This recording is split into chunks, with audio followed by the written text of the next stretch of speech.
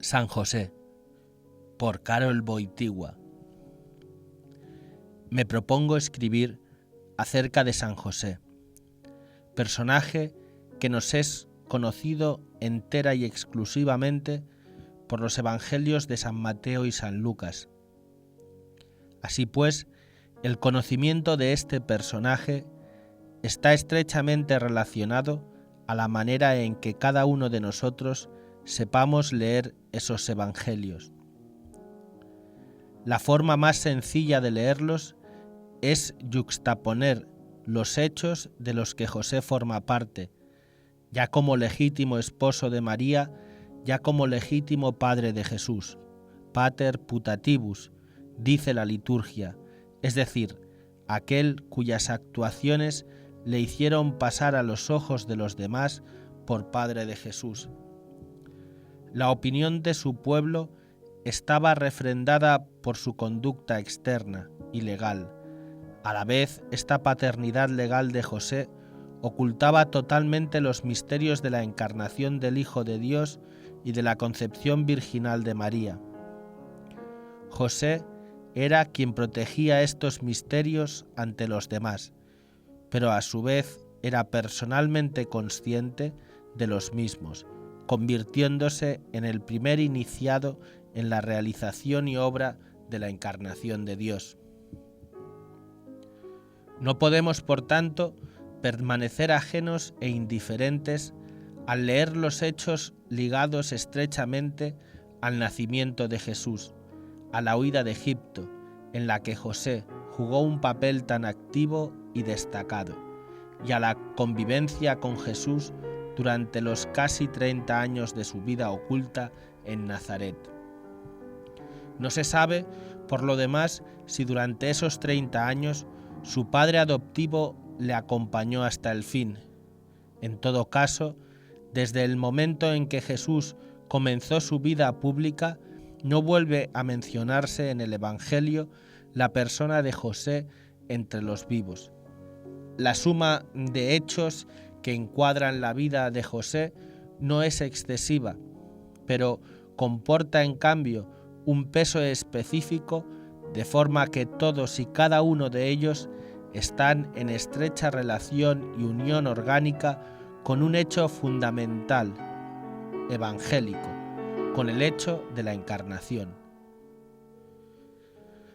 El Hijo de Dios, como hombre, vivió la mayor parte de sus días en la tierra bajo el techo de la casa del carpintero de Nazaret, cuando niño bajo su tutela y amparo, durante su adolescencia y juventud como aprendiz y compañero de trabajo, en una palabra, en calidad de súbdito suyo, como lapidariamente se expresa San Lucas, deparando de este modo preciso y sencillo riquezas de inspiración cristiana a cuantos viven del Espíritu de Cristo. Las posibilidades de interpretar la figura de San José son muy ricas. Es oportuno llamar la atención sobre la manera en que captó a este personaje Santa Teresa la Grande, reformadora del Carmelo en el siglo XVI. Antes de Santa Teresa, el culto de San José no parece que fuera vivo y estuviera divulgado de modo especial. De todos modos, no lo era tanto como por ejemplo el de San Juan Bautista y los apóstoles. Santa Teresa fue capaz de percibir en plenitud la singular relación de este personaje con el estilo de vida contemplativa, de la que ella misma fue expresión magnífica. En realidad, puesto que la vida del carpintero nazareno transcurrió en un profundo ensimismamiento en la contemplación del misterio de la encarnación de Jesús, ya que estuvo en inaudito y próximo contacto con este misterio, en paternal, pleno y amoroso cuidado, puesta su mirada enternecida en Dios encarnado y en su madre, es fácil reconocer en la vida de José el ideal claro y el propósito de la vida contemplativa. Dentro de la clausura, los deberes son siempre los mismos y el género de vida puede parecer monótono. La vida escondida y apoyada sobre la obediencia no es otra cosa, y todas las riquezas de este discurrir de la existencia humana, aprendida en el cuadro de las reglas, se explica sobre todo por el principio de una unión contemplativa con Dios, a quien se conoce amando y se ama conociendo. Con razón, pues, supuso Santa Teresa de Ávila que tal debió ser el estilo de vida interior del carpintero de Nazaret, y por eso de tan buena gana le consagró sus hijas y le dedicó sus conventos. Desde el siglo XIX predomina en la Iglesia, tanto en su magisterio como en su liturgia, otro modo de interpretar a San José. No se acentúa tanto el rasgo contemplativo, sino más bien su papel social. En primer lugar, San José es la cabeza de la familia de Nazaret, y ya se sabe que la familia es la célula elemental de toda sociedad, nación, Estado o Iglesia. En segundo lugar, al ser su cabeza, trabaja para su sustento y para sostener la familia con el trabajo de sus manos. El Evangelio en varias ocasiones señala que era artesano, carpintero, y que pertenecía con su familia a la clase de hombres pobres. El personaje y la figura de San José Obrero empapó tanto en los últimos tiempos a la misma liturgia que incluso logró desdibujar el culto de la paternidad de San José dentro de la familia de Nazaret, con la consecuencia de su calidad de tutor de Jesús y también de padre de la Iglesia. San José, que fue durante su vida en la tierra el tutor del Cristo histórico, tiene que ser ahora necesariamente el tutor del Cristo místico, esto es, de la Santa Iglesia. Este magnífico pensamiento litúrgico, tomado de la antigua fiesta que se celebraba el miércoles de la tercera semana de Pascua de Resurrección, con octava, lleno de profundidad y a la vez de singular sabor litúrgico, ha sido relegado a un segundo plano ante el papel social de San José. Vemos, pues, que la Iglesia está renovando constantemente la lectura de este personaje y que no cesa de hallar en él nuevas riquezas, no conocidas, mejor, no reveladas desde el principio, pues la historia de la humanidad ayuda también a esta comprensión. En una segunda parte de esta meditación conviene reflexionar sobre el problema del hombre. La persona de San José nos proporciona oportunidad y materiales singulares. San José es uno de los muchos hombres que aparecen en el Evangelio. Todos están relacionados de diversa manera con Cristo el Señor. Unos están de parte de Jesús, otros en contra, pero todos dibujados concisa y fragmentariamente tienen en el Evangelio plena vitalidad. No son comparsas, sino actores del drama evangélico. En esto, entre otras razones, está la perfección del Evangelio como obra literaria. Entre los que están de parte de Jesús, descuellan particularmente los apóstoles, a quienes vemos formando grupo, dentro del cual se distinguen algunas personalidades. Los apóstoles tienen en el Evangelio un determinado y claro destino. Han sido llamados a la misión socio-religiosa de establecer y organizar la Iglesia, continuando así la obra de Jesús. Por razón de esta vocación apostólica, encontramos entre ellos y Juan el Bautista cierta semejanza. Este, como predecesor de Cristo, realiza un papel apostólico social religioso también, aunque en otro plano distinto del de los apóstoles. Este grupo de personas ligadas muy de cerca a la persona de Cristo nos permite en cierto modo ver y apreciar el papel del hombre en el Evangelio y en el reino de Dios en la Iglesia. Es en este aspecto activo y exterior donde estos hombres, los apóstoles, por su actividad de maestros y cuidando de las almas, son exponente de diversas facetas externas de la sociedad iniciada por Cristo y estrechamente a Él ligada. Ellos participan también de su sacerdocio y son exponentes de la tarea específica de la Iglesia. La Iglesia es una institución sacrificante. Su principal función es ofrecer el sacrificio, o mejor, prolongar el sacrificio sacramental una vez consumado por Cristo en la cruz. Por lo mismo, los sacerdotes sucesores de los apóstoles son siempre necesarios. Sobre ellos recayó la responsabilidad de la predicación de la palabra, de la verdad en ella contenida, y esto por mandato de Cristo. Esto constituye uno de los aspectos que la Iglesia tiene que sostener. Al proclamar la verdad revelada por Dios, sus apóstoles se ven obligados a adoptar posturas de conquista y defensa.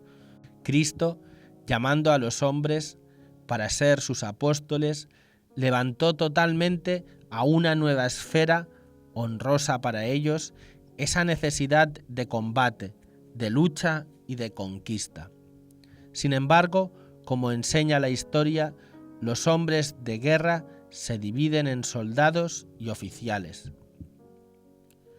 En todo caso, y considerando el problema del hombre en el Evangelio e indirectamente en la Iglesia, en el reino de Dios en la tierra, a través de las personas de los apóstoles y de San Juan Bautista, podemos deducir que tuvieron los rasgos que hemos señalado arriba.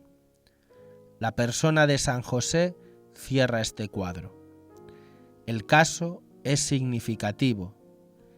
Él es un personaje único, que confrontado con los anteriores les aventaja en proporciones muy notables. El Evangelio destaca con decisión los rasgos masculinos y la función también masculina de José, esposo de la Virgen María y padre de su Hijo.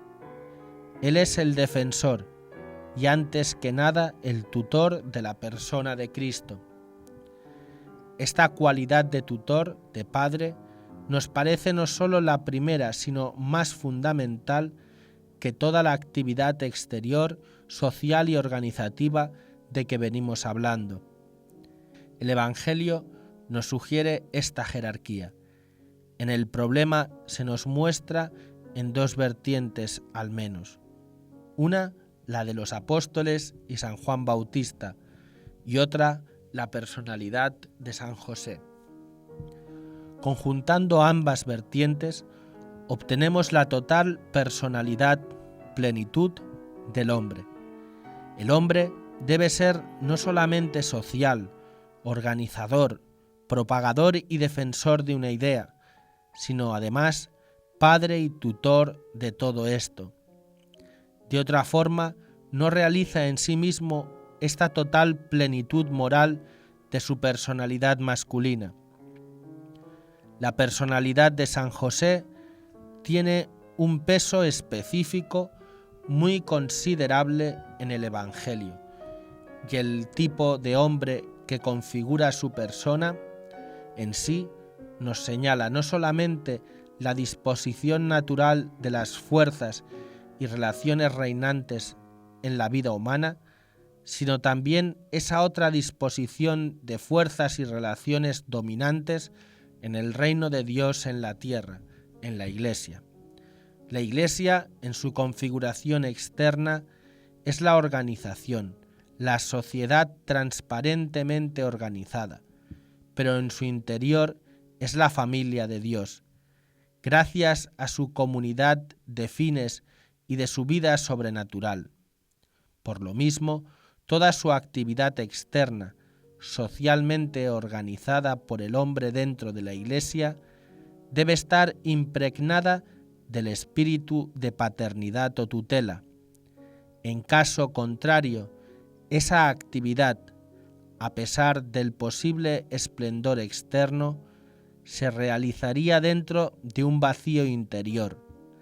Ateniéndonos, pues, al problema del hombre en su totalidad y en el Evangelio, deberíamos pensar igualmente en cierta paternidad de los apóstoles y en cierto apostolado en San José. En consecuencia, puede decirse que en la Iglesia se es apóstol cuando se es a la vez tutor y padre. Solamente entonces se cumple en pleno sentido de la palabra la misión en el reino de Dios en la tierra. Este modo de formular las cosas tiene su proyección en las diversas esferas de la vida, probablemente en todas aquellas en que el hombre toma parte.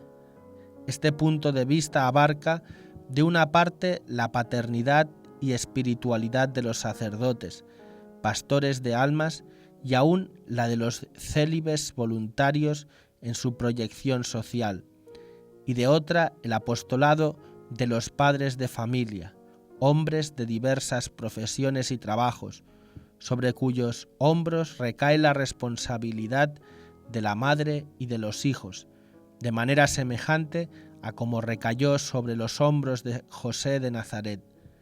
Añadiremos que la razón de esta responsabilidad en el varón no cambia por el hecho de que la mujer trabaje profesionalmente en la actualidad. Esto, en vez de estorbar, aumenta la necesidad del cuidado y papel de tutor por parte del esposo y del padre, aunque deba revestir otras formas distintas de los tiempos en los que la mujer no trabajaba fuera de casa y no estaba profesionalmente igualada al hombre. Con relación a Cristo, estos dos rasgos de la personalidad masculina, tanto el apostólico como el de tutor, hallan su perfecta realización. Gracias a ellos, el hombre alcanza su propia plenitud y las relaciones sociales, así como las meramente humanas, alcanzan un modo digno del hombre. En todo y cada uno de estos rasgos del varón existe algún elemento de amor, de altruismo, en virtud del cual cada persona, en nuestro caso se trata del varón, se encuentra en armonía con los demás y con toda la realidad humana. No puede, en cambio, en nuestra relación con Cristo, hallar razón de ser el egoísmo.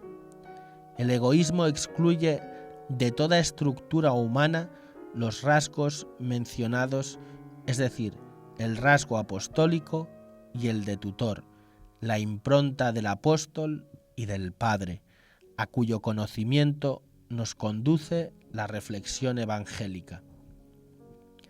Es difícil deducir conclusiones detalladas de estas reflexiones, pero es necesario reconocer que todo esto, si somos capaces de descubrirlo en la personalidad de San José, puede aplicarse a muy diversas situaciones.